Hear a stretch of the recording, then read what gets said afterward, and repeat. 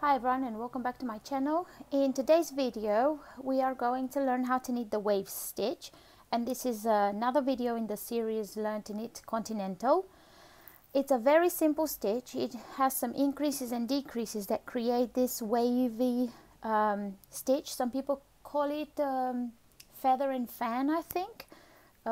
There's so many different names for it, but I've known it as the waves, and it does look like waves. It's a beautiful stitch to use for scarves, blankets, or even socks. This is what it looks on the wrong side, so it's nice to use as a scarf for this side, but then for the back side it doesn't look, I mean, it still looks like waves, but obviously you have the reverse stockinette in the background that is not as beautiful. It still looks beautiful.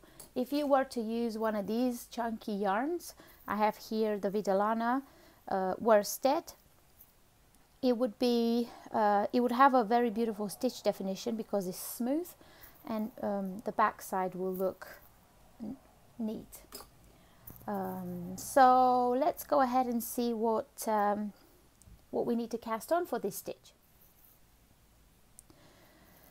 So this stitch is worked on a multiple of 18 stitches plus 1 stitch on each end. Obviously, if you want to knit a scarf, because it's a knit based stitch, it will curl, so I suggest you put a wide, maybe like a 4 or 5 stitch garter border. For this I only kept one edge stitch. It's just a sample, so I'm not going to use it for anything. But if you use it in a blanket, or like I said, in a scarf, then it would be good to put a wider garter stitch border or seed stitch border. If you would like to know how to do a garter stitch or a seed stitch, then please look at the playlist on my YouTube channel for Knitting Continental, and you will find all the different stitch combination there that you could use to do an edge for this one. So like I said, it's worked on a multiple of 18 stitches plus 1 on each end. I have here 38 stitches, so 36 is a 2 repeat, and then you work it on a 6 row repeat to create this fanning, or like increase and decrease section. So between this one and this one, it's 6 rows. You start with the right side row and you finish with the wrong side row. So we're going to start with the first row, which is a right side row. So row number 1 is knit all stitches. So if you would like to learn how to knit or how to cast on, then the same, I will link down below the playlist, and you can go and watch that slow demonstration of the knit stitch and the purl stitch, and also the increases and decreases. This is just explaining to you row by row how we're going to create this waves stitch. So first row, knit all stitches.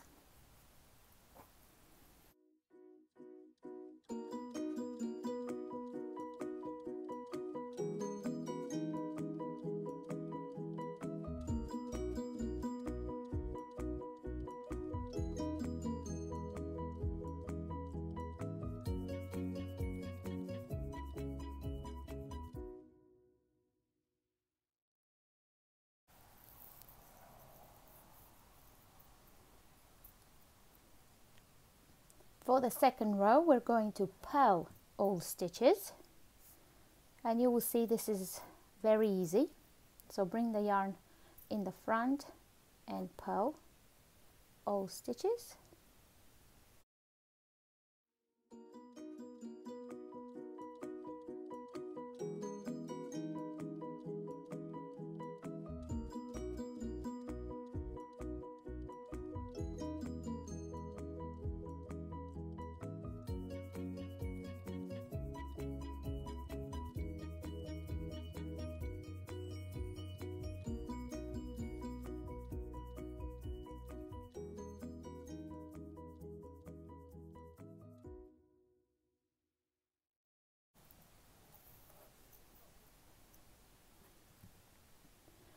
Row number 3, again knit all stitches.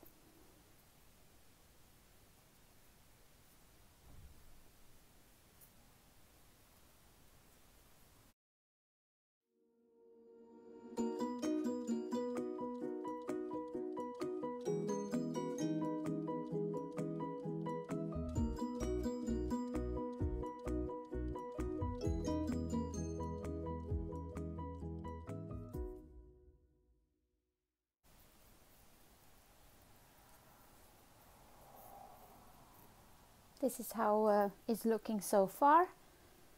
Row number 4, purl all stitches. We only have one action row in the whole 6-row repeat, which is very simple.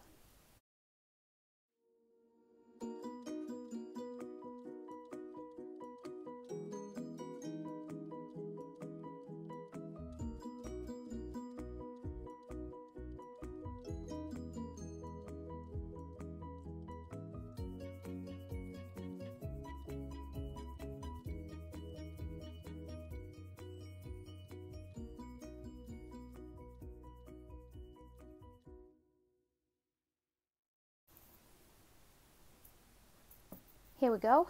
I've worked row number 1, 2, 3 and 4. Right side rows are knitted, wrong side rows are purled, and now we're ready for the action row, which has the decreases and the increases. We're going to start with knit 1, which is our edge stitch. Then I'm going to bring the yarn forward to purl 2 together 3 times. So I'm going to go between in 2 stitches like this, grab my yarn and purl through both of them. I'm going to do that 2 more times.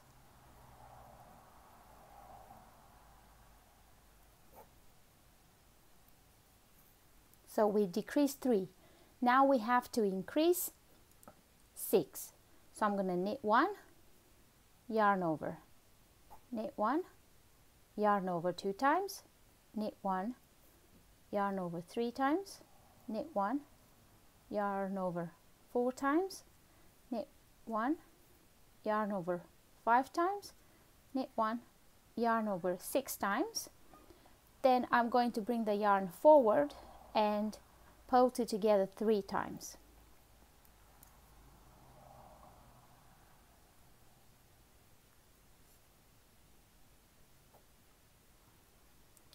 So you repeat that,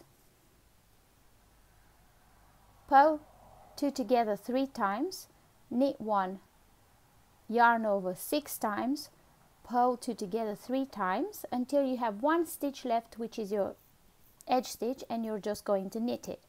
For this little sample I have here, I've got 1 more repeat to do. So I'm going to bring the yarn forward to purl 2 together, to purl 2 together 3 times. So 1, 2, 3.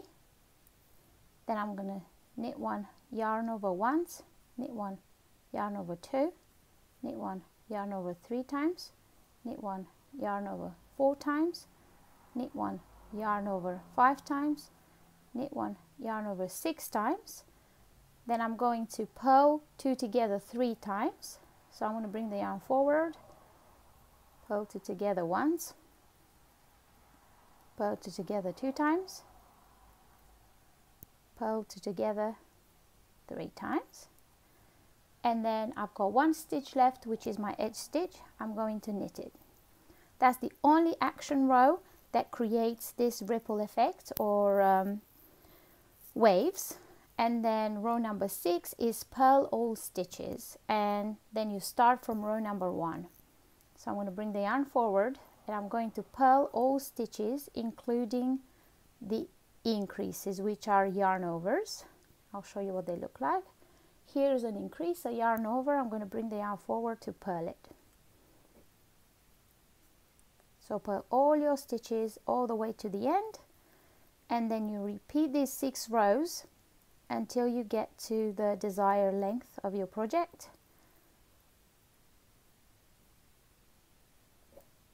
And you're done.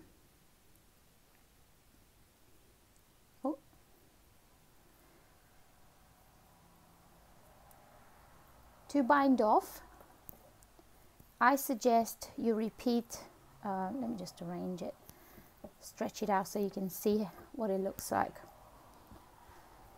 To bind off, I suggest you bind off in the middle, so maybe after row 2, then just bind off in the middle. It would be better to bind off somewhere in the middle than right after the action row.